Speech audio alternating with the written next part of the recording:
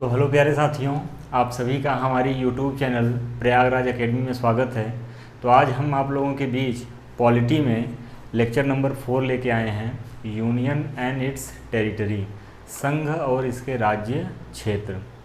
तो देखिए, एक बात आपको मैं यहाँ पर बता देना चाहता हूँ कि जैसे इस पॉलिटी के टॉपिक में जितने भी क्वेश्चन आपके, वो चाहे यूपीएससी में आए हों चाहे यूपीपीएससी में आए हों, वो 2 साल 4 साल 5 साल के बाद जो हमारे छोटे मोटे एग्ज़ाम होते हैं, जैसे आपके अधीनस्थ के एग्ज़ाम होते हैं या यूपीएसआई के एग्ज़ाम होते हैं, उन सारे एग्ज़ाम में 2-4 साल के अंतराल के बाद वही जो क्वेश्चन पीसीएस वगैरह में आए रहते हैं वही क्या करते हैं, रिपीट करते हैं। ठीक है, तो यह टॉपिक जो है आपका उतना इम्पोर्टेंट नहीं है, लेकिन फिर भी जो है यह अपने आप में महत्वपूर्ण है। ठीक है, तो आइए जो है इस टॉपिक को स्टार्ट करते हैं। देखिए, एक छोटे मोटे एग्ज़ाम के लिए अगर हम बात करें तो यहीं पे जो है पहला सवाल आपका बन जाता है क्या, कि जो संघ और इसके राज्य क्षेत्र हैं वो कौन से भाग में और किस आर्टिकल से लेके किस आर्टिकल तक बताया गया है। तो यहाँ पे जो सबसे पहला क्वेश्चन आपका बनेगा वो क्वेश्चन हो जाएगा क्या, कि हमारा जो भाग है वो भाग 1 है और अनुच्छेद कहाँ से, अनुच्छेद 1 से लेके अनुच्छेद 4 तक किसकी बात की गई है, यूनियन और इसके क्षेत्र की बात की गई है। ठीक है ना, संघ और इसके क्षेत्र की बात की गई है। देखिए, यहाँ पे आपको एक शब्दावली दिख रही है, यूनियन। ठीक है, तो इस यूनियन से मिलते जुलते जो है कुछ शब्दावलियाँ और भी हैं, है ना। तो उन शब्दावलियों को पहले हम लोग समझ लेते हैं कि क्या है ये। जैसे आपका जो पहला है वो है कौन सा, वो है आपका यूनिटरी। यूनिटरी, ठीक है, यूनिटरी यानी एकात्मक शासन प्रणाली, एकात्मक system of governance, unitary system of governance. ठीक है, दूसरा आपका क्या है, फेडरल, है ना, फेडरल। ठीक, federal system of governance, governance. ठीक है, तीसरा आपका है क्वासी फेडरल, क्वासी फेडरल।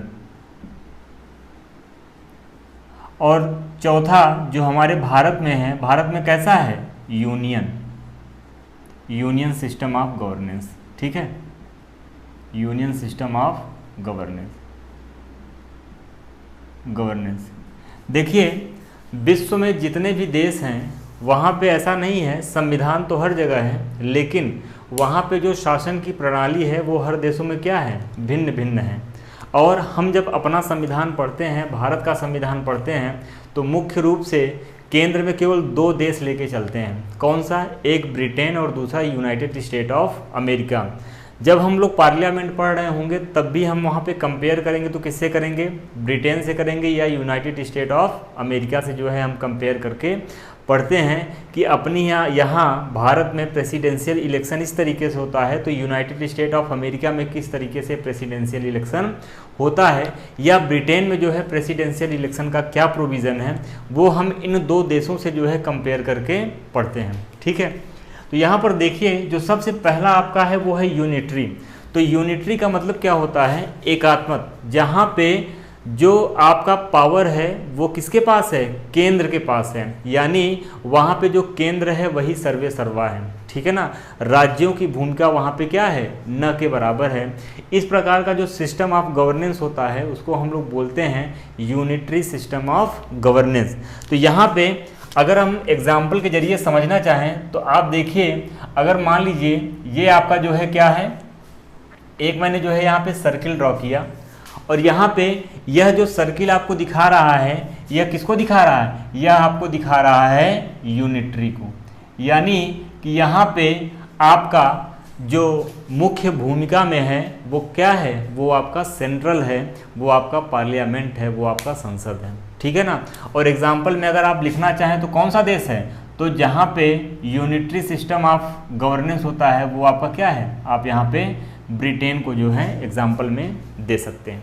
ठीक है, फेडरल सिस्टम ऑफ गवर्नेंस की बात करें तो फेडरल सिस्टम, यानी ये फेडरल सिस्टम कहाँ पे अपनाया गया है? यूनाइटेड स्टेट ऑफ अमेरिका में अपनाया गया है, जहाँ पे जो स्टेट की पावर होती है और जो सेंट्रल की पावर होती है वो दोनों पावर क्या होती है? सेम होती है। ठीक है, इसका मतलब ये हुआ कि जो सेंट्रल है वो कुछ भी करके स्टेट को जो है तोड़ नहीं सकता है, उसका नाम में कोई परिवर्तन नहीं कर सकता है। यानी दोनों की जो पावर होती है, स्टेट की और सेंटर की, वो दोनों की पावर क्या होती है? इक्वल होती है, सेम होती है। इस प्रकार का जो सिस्टम होता है वह सिस्टम आपका क्या कहलाता है? वह आपका कहलाता है फेडरल सिस्टम ऑफ गवर्नेंस। ठीक है, तो अगर इसको भी हम डायग्राम से देखना चाहें तो आप इस प्रकार से देखेंगे। देखिए, एक मैंने सर्किल बनाया और यहाँ पे जो स्टेट हैं वो इस प्रकार से हैं, ये देखिए वो इस प्रकार से हैं। यानी यहाँ पे आप देखिए तो जो स्टेट हैं वो क्या हैं? वो सेंटर को छोड़ भी नहीं सकते हैं, ठीक है ना। और जो आपका केंद्र है वो क्या नाम है, स्टेट के ऊपर जो है अपना प्रभुत्व स्थापित भी नहीं कर सकता है। यानी दोनों की जो पावर होती है वो क्या होती है? इक्वल होती है, समान होती है। और यह जो सिस्टम आपका है इसको बोलते हैं फेडरल सिस्टम ऑफ गवर्नेंस। और एग्जाम्पल अगर आप देना चाहें तो एग्जाम्पल दे सकते हैं कौन से देश की? आप दे सकते हैं यूएसए की, यूनाइटेड स्टेट ऑफ अमेरिका। ठीक, क्वासी फेडरल का मतलब क्या होता है? अगर क्वासी फेडरल को आप डायग्राम से दिखाना चाहें तो क्या दिखा सकते हैं? यहाँ पे जो स्टेट होते हैं ना, वो स्टेट क्या होते हैं?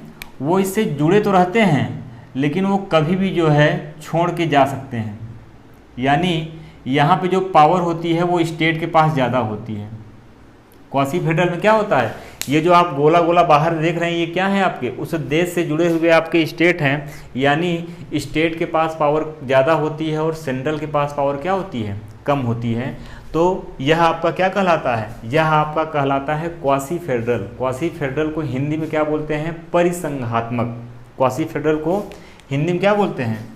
परिसंघात्मक बोलते हैं। ठीक है, परिसंघात्मक है ना। इंग्लिश आप ध्यान में रखिए, हिंदी में थोड़ा सा जो है कन्फ्यूजन हो सकता है। और इसका जो है बेहतरीन एग्जाम्पल अगर आप देखना चाहें तो क्या है? ऑस्ट्रेलिया। ठीक है, ऑस्ट्रेलिया। अब जो हम लोग पढ़ेंगे वो हमारा भारत देश है। ठीक है, तो भारत देश के बारे में क्या है कि यहाँ पे जो सिस्टम है वो कैसा है? यूनियन है। यानी आपसे पहले ही अनुच्छेद में कहा जाता है कि राज्यों का संघ है ना। यानी सभी राज्य क्या हैं? वह जो है आपके संघ यानी इस भारत देश से क्या हैं? मिले हुए हैं, है ना। India that is Bharat is A union of state. ठीक है ना, राज्यों का संघ है। तो यहाँ पे जो आपका सिस्टम है वह क्या है? वह इस प्रकार से है कि यहाँ पे जो भी आपके राज्य हैं, जो भी आपके यहाँ पे प्रदेश हैं, वो सब क्या हैं? वो सब भारत से यानी देश से अलग नहीं हो सकते हैं, है ना। इस देश से अलग नहीं हो सकते हैं। और यहाँ पे जो सेंटर को पावर है वह सेंटर को पावर ज़्यादा दिया गया है। ठीक है ना, यहाँ पे more power in hand of centre, more power in hand of centre, है ना।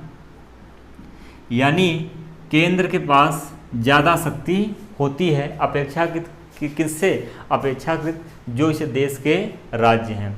यानी राज्यों को भी शक्ति यहाँ पे दी गई है लेकिन उतनी शक्ति नहीं है कि वो जो है क्या नाम है इस देश से अलग होके जो है अपना अलग एक प्रशासन जो है कर पाएँ। इतनी शक्ति जो है यहाँ के राज्यों को नहीं है। ठीक है, तो यह जो है कुछ मैंने आपको बताया सिस्टम, यूनिटरी के बारे में बताया, फेडरल के बारे में बताया, क्वासी फेडरल के बारे में बताया और किसके बारे में बताया? यूनियन के बारे में बताया। ये कुछ टर्मिनोलॉजी थी जो कि आपको जानना ज़रूरी था और उसके विषय में मैंने आपसे यहाँ पर थोड़ा सा चर्चा किया है। अब इसमें जो है अगर डीप में जाएंगे तो फिर ये काफ़ी जो है बड़ा है, ऐसा नहीं है कि जो है इतनी ही बात है, लेकिन एक ओवरव्यू के लिए मैंने आपको यहाँ पे बता दिया। ठीक है, तो आइए अब हम लोग जो है यह सारी चीज़ तो समझ गए।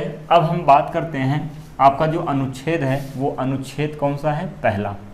ठीक है, बहुत ही इंटरेस्टिंग क्लास रहेगी आपकी और बहुत नई नई जानकारी, बहुत अच्छी अच्छी जानकारी जो है आपको मिलेगी यहाँ पे। ठीक है, तो पहला जो आपका अनुच्छेद है आर्टिकल फर्स्ट, आर्टिकल फर्स्ट। और आर्टिकल फर्स्ट में केवल हम आर्टिकल फर्स्ट नहीं पढ़ेंगे, आर्टिकल फर्स्ट में क्लॉज फर्स्ट, आर्टिकल फर्स्ट में क्या, आर्टिकल फर्स्ट में जो क्लॉज है वो कौन सा है, क्लॉज फर्स्ट, यानी प्रथम अनुच्छेद का पहला उपबंध क्या कहता है, यह कहता है कि India that is Bharat, India that is Bharat, India that is Bharat is a union of state, is a union of state, ठीक है, is a union of state.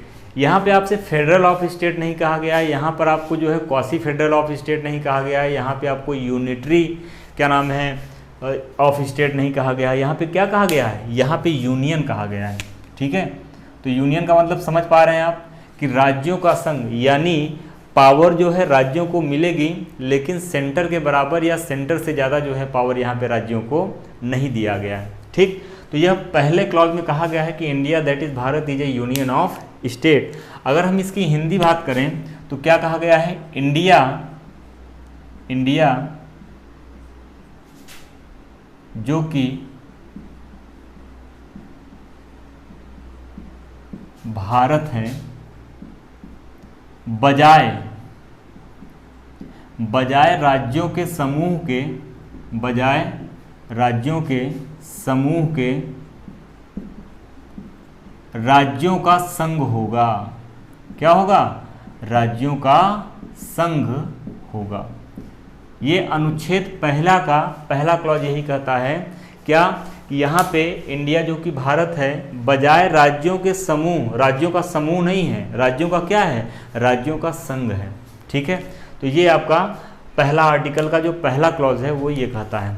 अब यहाँ पर देखिए दो बातें आपको ध्यान देनी है, क्या, कि यहाँ पे एक इंडिया नाम आया है और एक भारत नाम आया है, ठीक है, और दूसरा बात क्या है कि राज्यों का संघ, ठीक, तो वो अभी मैंने आपको बताया।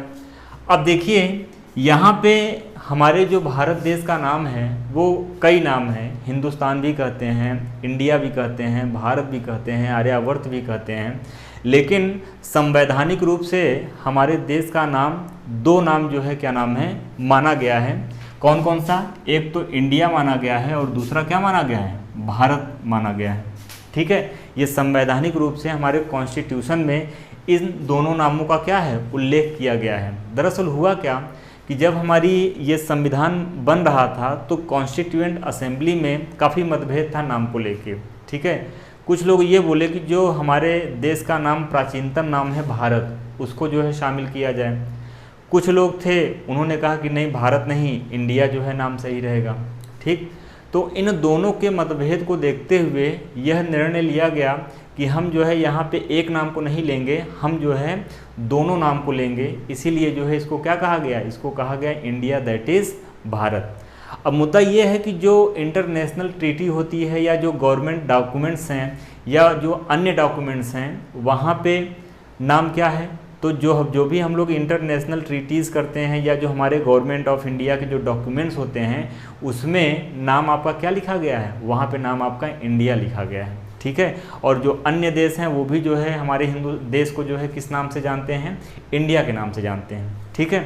तो यहाँ पे ये जो बात है आप इसको नोट कर लीजिएगा कि इंडिया जो है वो इंटरनेशनल ट्रीटीज़ या जो है आपके इंटरनेशनल कोई बातचीत होती है या इंटरनेशनल कोई डॉक्यूमेंट्स होता है, गवर्नमेंट ऑफ इंडिया के कोई डॉक्यूमेंट्स होते हैं, तो वहाँ पे जो है नाम क्या है आपका, वहाँ पे इंडिया के नाम से ही जो है सारा सिग्नेचर या सारा जो है कार्य किया जाता है, ठीक।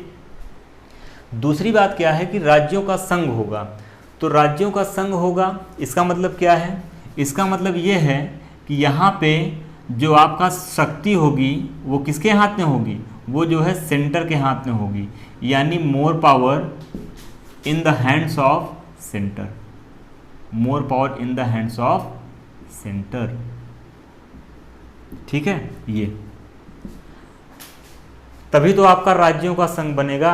इसीलिए क्या नाम है हमारे लिए, हमारे इस जब हम इस क्या नाम है भाग को पढ़ते हैं तो यहाँ पर एक आपको वाक्यांश कहा जाता है कि जो हमारा भारत देश है ये क्या कहा जाता है, ये कहा जाता है विनाशी राज्यों का अविनाशी संघ। क्या बोला जाता है, ये आप चाहें तो स्टेटमेंट नोट कर लीजिएगा, विनाशी राज्यों का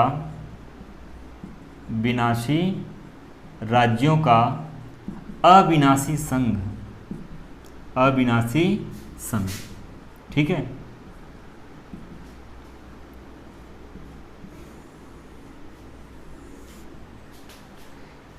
और इसको इंग्लिश में क्या बोलेंगे? इसको बोलेंगे इंग्लिश में इनडिस्ट्रक्टिव union of destructive state.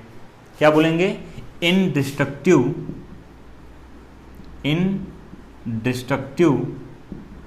Union of destructive state. ठीक है, डिस्ट्रक्टिव स्टेट। इसका मतलब ये हुआ कि यहाँ पे जो हमारे जैसे मान लीजिए उत्तर प्रदेश है, तो ऐसा नहीं है कि उत्तर प्रदेश है तो अब जितना भूभाग है इतना ही रहेगा। अगर प्रशासन की सुविधा के अनुसार से ऐसा लग रहा है संसद को कि यहाँ पे जो है अगर हम इसके 2 भाग कर दें या 3 भाग कर दें जिससे कि हमको प्रशासन करने में सुविधा हो, और जो लोक कल्याणकारी हमारे जो भी क्या नाम है आपके योजनाएं चल रही हैं वो हर व्यक्ति तक पहुँचे, तो ये पार्लियामेंट के पास ये पावर होती है कि वह जो है इसको क्या कर सकती है, उसको जो है कई भागों में बांट सकती है। इसीलिए जो है ये स्टेटमेंट कहा गया है क्या कि विनाशी राज्यों का, यानी राज्यों को कई भागों में बांटा जा सकता है, लेकिन जो यहाँ की व्यवस्था है संघात्मक जो व्यवस्था है, जो संघीय व्यवस्था है, यानी जो यूनियन व्यवस्था है, वह क्या है? वह अविनाशी है, इनडिस्ट्रक्टिव है। ठीक है, तो यह जो है आपका आर्टिकल पहले का क्लॉज कौन सा है? क्लॉज नंबर पहला है। ठीक है, चलिए आगे हम बात करते हैं क्लॉज 2। तो क्लॉज 2 क्या कहता है? अब क्लॉज 2 में आप अगर देखेंगे तो यहाँ पे जो आपका शेड्यूल पहला है, जो अनुसूची पहली है, उसमें जो है आपको डिटेल में पढ़ने को मिलता है। क्या मिलता है? उसमें डिटेल में आपको पढ़ने मिलता है कि जो हमारे देश में राज्य हैं और संघ राज्य क्षेत्र हैं उनके नाम के बारे में और उनके विस्तार के बारे में आपको पढ़ने को मिलता है। तो यहाँ पे जो आर्टिकल पहले का क्लॉज 2 है उसको देख लेते हैं क्या है। आर्टिकल पहले का क्लॉज 2 क्या कि प्रथम अनुसूची यानी फर्स्ट शेड्यूल, कुल 12 अनुसूचियाँ हैं आपको पता है। प्रथम अनुसूची में राज्य तथा संघ राज्य क्षेत्र यानी यूटीज, संघ राज्य क्षेत्र के नाम तथा विस्तार के बारे में बताया गया है। इनके नाम और इनका विस्तार कहाँ तक है उसके बारे में बताया गया है, तथा विस्तार के बारे में बताया गया है। ठीक है, बताया गया है। ये है, ये आपका कौन सा है? ये आपका है आर्टिकल पहला का क्लॉज 2 है। ठीक है, अब इसी आर्टिकल के पहले में एक क्लॉज और है, क्या? क्लॉज 3। तो आप हेडिंग डाल लीजिएगा article first clause 3। Article first clause 3। देखिए क्लॉज 3 क्या कहता है? क्लॉज 3 कहता है टेरिटरी ऑफ इंडिया, है ना। टेरिटरी ऑफ इंडिया का मतलब होता है कि भारत का जो क्षेत्र है, तो भारत का जो क्षेत्र है अगर आप देखेंगे तो वह जो है आपको 3 भागों में मिलता है। कौन कौन सा? एक तो आपका स्टेट होता है, दूसरा आपका यूटीज होते हैं, और तीसरा होता है कि भविष्य में अगर भारत देश जो है कोई क्षेत्र एक्वायर करता है तो वह आपका किस में आएगा? वह आपका टेरिटरी ऑफ इंडिया में आएगा। तो यानी जो पहला आर्टिकल है उसका जो तीसरा क्लॉज है वह आपको क्या बताता है? वह आपको बताता है टेरिटरी ऑफ इंडिया, है ना। तो टेरिटरी ऑफ इंडिया, तो टेरिटरी ऑफ इंडिया का मतलब क्या होता है ना, वो समझ लीजिए। मतलब क्या होता है? इसमें जो है आपको 3 बातें मिलेंगी। कौन कौन सा? पहला तो आपका हो जाएगा स्टेट, दूसरा आपका हो जाएगा क्या? यूटीज, यूनियन टेरिटरी, और तीसरा आपका हो जाएगा territory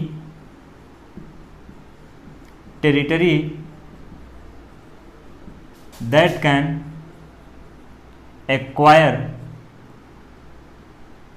can acquire in future, ठीक है। जो भविष्य में अधिग्रहित, एक्वायर का हिंदी क्या नाम है? अधिग्रहित, ठीक है, अधिग्रहित। ठीक। तो जो फ्यूचर में आपके एक्वायर किए जाएंगे वह जो है कौन सा होगा, territory that can be acquire in future. अब देखिए यहाँ पे जो आपको पता है कि जो संघ राज्य क्षेत्र होता है वह जो है सेंट्रली एडमिनिस्ट्रेड होता है, यानी केंद्र का जो है वहाँ पे पूरा प्रशासन होता है। तो अब देखिए स्टेट, तो जो राज्य होता है वहाँ पे आपको पता है कि यहाँ पे मुख्यमंत्री होते हैं, उसका जो है विधानमंडल विधान परिषद सब कुछ होता है, ठीक है। यूटीज और territory that can be acquire in future, इन दोनों में आप समझिएगा कि इन दोनों की अगर हम बात करें तो इन दोनों में आपका जो एडमिनिस्ट्रेशन होता है वह सेंटर के द्वारा होता है। स्टेट को छोड़ के इन दोनों में जो आपका प्रशासन होता है वो किसके द्वारा होता है, केंद्र के द्वारा होता है। तो यहाँ पे लिख लीजिएगा कि केंद्र के द्वारा प्रशासन किया जाता है, प्रशासन किया जाता है, ठीक है। तो ये हमारा हो गया कौन सा, ये हमारा हो गया आर्टिकल पहले का क्लॉज 1, क्लॉज 2 और क्लॉज 3।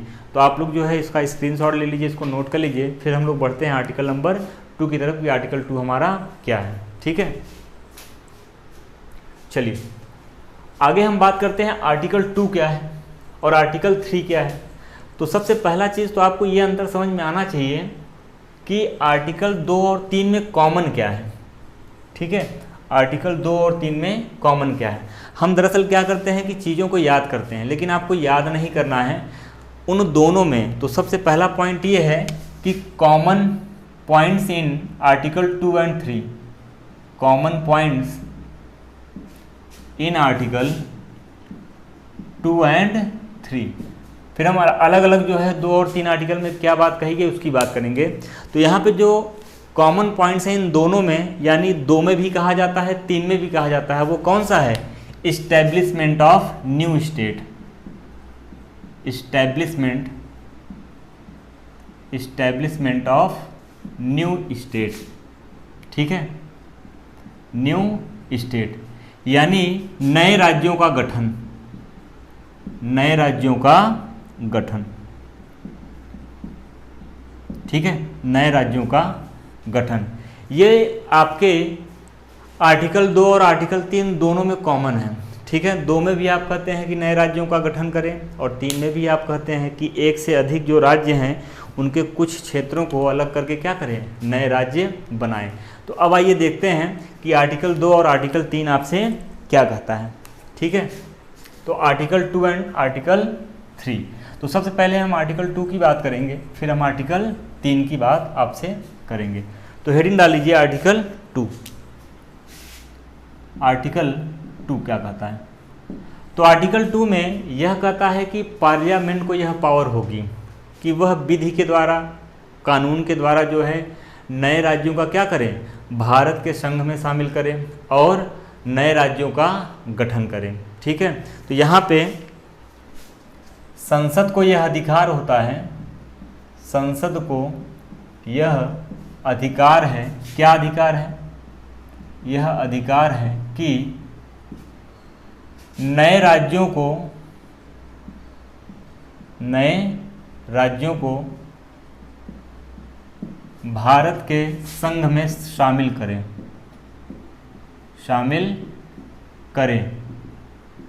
ठीक है। और दूसरी बात क्या है, दूसरी बात यह है कि नए राज्यों का गठन करें, नए राज्यों का गठन यानी इस्टेब्लिशमेंट ऑफ न्यू स्टेट। अब मुद्दा ये आता है कि नए राज्यों को भारत के संघ में शामिल करना क्या है। तो यहाँ पे आपको पता है कि 1954 में पुडुचेरी फ्रांस से और आपका 1961 में गोवा पुर्तगाल से, पोर्चुगीज़ से, और 1975 में आपका जो सिक्किम है वो चोग्याल वंश से भारत के संघ में शामिल किया गया था। क्या बोला मैंने, 1954 में आपका जो पुडुचेरी है ना, पहले फ्रांस के उसमें था, इसको लिया गया। फिर 1961 में आपका गोवा पोर्चुगीज़,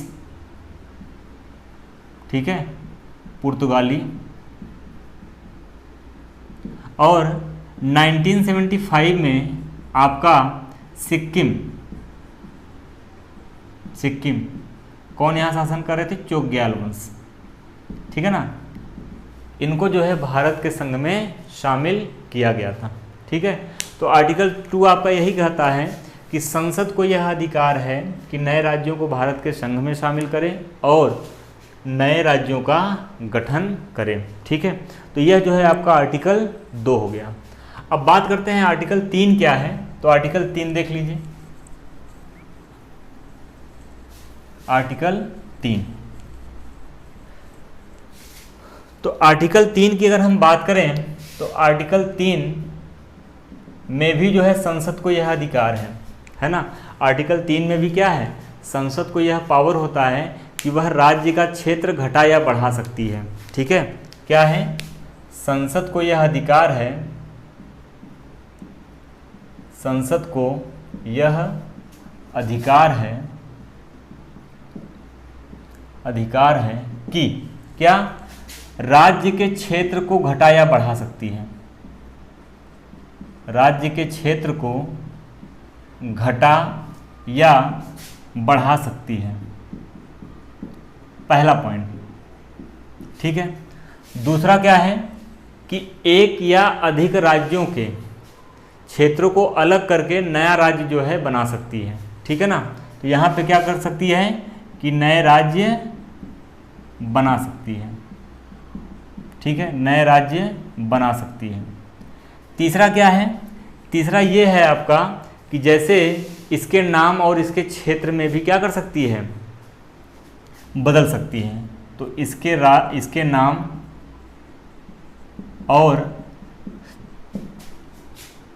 विस्तार में परिवर्तन कर सकती है, ठीक है। नाम भी बदल सकती है, विस्तार में परिवर्तन कर सकती है,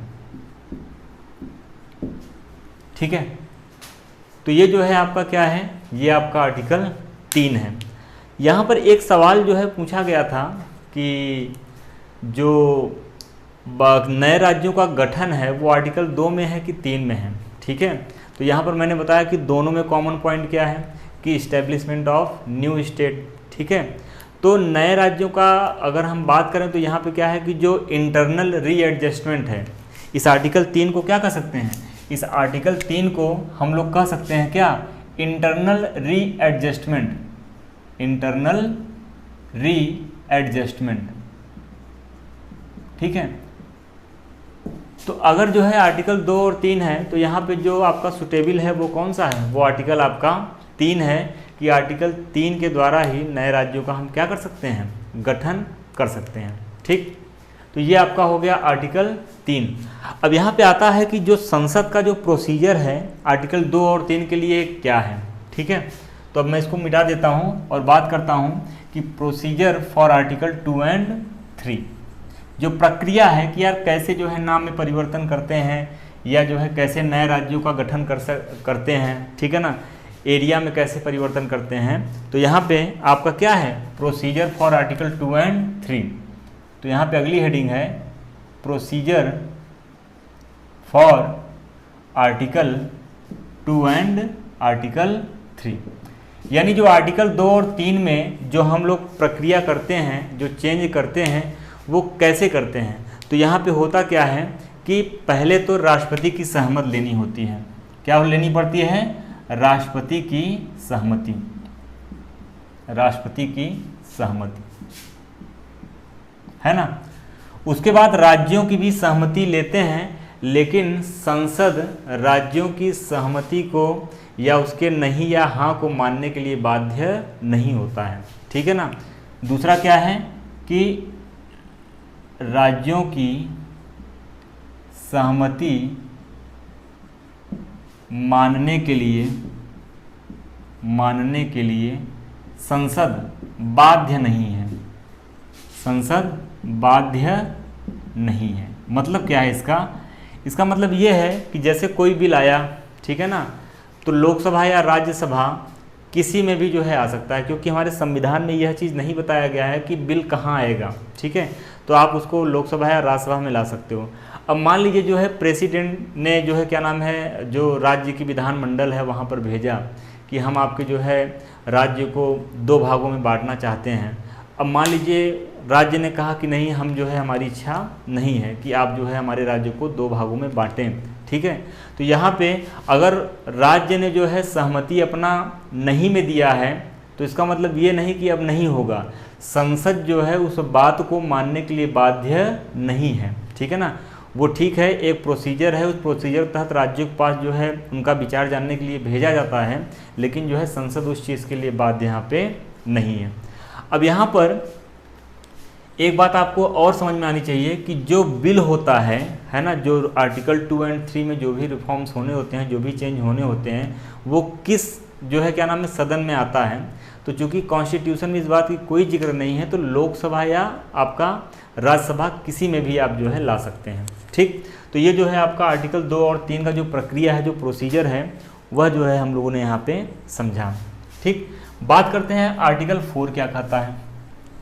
तो आर्टिकल 4 में ये कहा गया है कि आर्टिकल 2 और 3 में जो भी परिवर्तन होते हैं वह आपके जो है साधारण बहुमत से किए जाते हैं। उसके लिए विशेष बहुमत यानी संविधान संशोधन जो आपका आर्टिकल 368 है उसकी आवश्यकता नहीं पड़ती है। यह जो भी आपका चेंज करना पड़ता है वह जो है आपके साधारण क्या नाम है साधारण जो है बहुमत यानी सिंपल मेजॉरिटी से आपका जो है ये हो सकता है। तो यही आपका आर्टिकल 4 कहता है। तो यहाँ पे आप आर्टिकल 4 जो है लिख लीजिए क्या कहता है। तो आर्टिकल 4 क्या कहता है कि आर्टिकल 2 और 3 में, आर्टिकल 2 और 3 में मैंने आपको बताया क्या होता है। आर्टिकल 2 और 3 में जो भी परिवर्तन होते हैं, जो भी परिवर्तन होते हैं वह साधारण बहुमत से होते हैं, साधारण बहुमत से होते हैं। और इसके लिए विशेष बहुमत की कोई आवश्यकता नहीं होती है। विशेष बहुमत की आवश्यकता नहीं होती है, आवश्यकता नहीं होती है, ठीक है। तो यहाँ पे विशेष बहुमत का मतलब क्या होता है कि जब हम संविधान में संशोधन करते हैं आर्टिकल 368 से, तो वहाँ पे हमको विशेष बहुमत की आवश्यकता होती है, ठीक। ये अब देखिए यहीं पे आपको लगे हाथ एक बात और बता दूँ मैं नोट ये है कि जैसे मान लीजिए भारत देश जो है किसी दूसरे देश का कुछ हिस्सा या कुछ भाग जो है भारत देश में मिलाना चाहता है, तो उसके लिए संविधान संशोधन की आवश्यकता नहीं होती है। वह सिंपल यानी साधारण बहुमत से उसको जो है अपने यहाँ मिला सकती है। लेकिन एक जो है हिस्सा था बेरूबाड़ी, यह जो है आपके बुक में भी दिया है, ठीक है। तो बेरूबाड़ी में क्या हुआ था कि बेरूबाड़ी का जो हिस्सा था वह पाकिस्तान को देना था। तो इसके लिए संविधान संशोधन की ज़रूरत पड़ी थी और विशेष बहुमत के द्वारा आर्टिकल 368 के द्वारा हम लोगों ने क्या किया था कि बेरूबाड़ी जो हिस्सा था वह हमने किसको दिया था, पाकिस्तान को दिया था। यानी यहाँ पे आप कह सकते हैं कि यदि भारत का कोई हिस्सा दूसरे किसी देश को विशेष बहुमत के द्वारा ही दिया जाता है। विशेष बहुमत यानी आर्टिकल 368 है ना। और आर्टिकल 368 का मतलब क्या होता है कि संविधान में संशोधन। तो किसी देश को दूसरे किसी देश को विशेष बहुमत से ही दिया जाता है। और एग्जाम्पल में आप बता सकते हैं क्या, बेरूबाड़ी पाकिस्तान को, जो बेरूबाड़ी हिस्सा था, बेरूबाड़ी किसको, पाकिस्तान को, ठीक है ये। लेकिन यहीं पे अगर जो है आप कोई हिस्सा किसी दूसरे देश से अपने देश में मिलाते हैं तो उसके लिए जो है संविधान संशोधन या आर्टिकल 368 विशेष बहुमत की कोई आवश्यकता नहीं होती है। तो यह जो है आपका आर्टिकल 4 हो गया, ठीक है। अब देखिए जब हमारा देश आज़ाद हुआ तो उस समय जो है क्या नाम है आपके आई थिंक 14 राज्य और 6 यूटीज़ थे। और प्रशासन की सुविधा से क्या था कि एक इतने बड़े राज्य को, है ना, चला पाना बड़ा मुश्किल हो रहा था। ठीक है, और कई प्रकार के जो है आपके अंतर भी थे। जैसे मान लीजिए कोई तमिल का व्यक्ति है, ठीक है ना, या कोई गुजराती व्यक्ति है, कोई मराठी व्यक्ति है, अगर उनको एक साथ जो है क्या नाम है रख दिया जाए तो उसमें जो है आपका क्या होता है कि बहुत सारी जो है समस्याएं उत्पन्न हुई। ठीक है, तो उन समस्याओं में लोगों में एक आक्रोश पैदा हुआ कि भाई अगर हम लोग तमिल भाषा बोल रहे हैं या हम मराठी भाषा बोल रहे हैं या हम गुजराती भाषा बोल रहे हैं तो हम लोग को जो है क्या है एक अलग स्टेट का दर्जा दिया जाए। ठीक है, तो जब यह जो है हमारा देश आज़ाद हुआ तो उस समय जो है 1948 में आपका जो है एक कमीशन गठित किया गया जिसको आप लोग बोलते हैं यस्केधर कमीशन। तो यहाँ पे जो अगली हेडिंग है वो क्या है, reorganisation of state, reorganisation of states, reorganisation of states. ठीक है, राज्यों का पुनर्गठन, यानी राज्य को पुनर्गठित करना। ठीक है, राज्यों का पुनर्गठन, और राज्यों के पुनर्गठन से संबंधित कुछ आयोग जो है बनाए गए, है ना, कमीशंस। और वह कमीशंस क्या थे उसके बारे में थोड़ा सा मैं आपको यहाँ पे चर्चा करूँगा। आयोग, ठीक है ना, क्योंकि लोगों में इतना ज़्यादा दिक्कत थी तो वो डिमांड करने लगे कि भाई हमको जो है आप क्या करिए, भाषा के आधार पे हमको अलग करिए। ठीक, तो गवर्नमेंट ऑफ इंडिया ने जो है एक कमीशन बनाया। कौन सा? जो पहला था वो आपका था यस्केधर कमीशन, यस्केधर कमीशन। ठीक है, तो यस्केधर कमीशन ने अपनी सिफारिश दी। उन्होंने कहा कि ऐसा है कि आप लोग जो है क्या नाम है इस तरीके से भाषा के आधार पे हम अलग नहीं करेंगे, हम जो है प्रशासनिक सुविधा के अनुसार से जो है राज्यों को अलग कर सकते हैं। ठीक है, यानी मान लीजिए अगर बहुत बड़ा राज्य है और उसको जो है प्रशासन करने में सुविधा हो रही है तो हम प्रशासनिक सुविधा के अनुसार से जो है हम उसको अलग कर सकते हैं। तो इन्होंने अपना एक रिकमेंडेशन दिया था, क्या कि प्रशासनिक सुविधा के अनुसार से आप राज्यों को अलग करिए। प्रशासनिक सुविधा के अनुसार, है ना, प्रशासनिक सुविधा के अनुसार। और ये यस्केधर कमीशन जो है आपका कब गठित किया गया था? 1948 में, 1948 में। तो जब ये बात आई तो लोगों ने जो है मानने से मना कर दिया कि नहीं भाई काम नहीं चलेगा ऐसे, ठीक है ना, हमको तो भाषाई आधार पे ही चाहिए। फिर जो है 1948 में ही एक और कमीशन जो है बनाया गया, JVP। इसको क्या बोलते हैं? जवाहरलाल नेहरू, ठीक है ना। और V से आपका हो जाएगा वल्लभ भाई पटेल,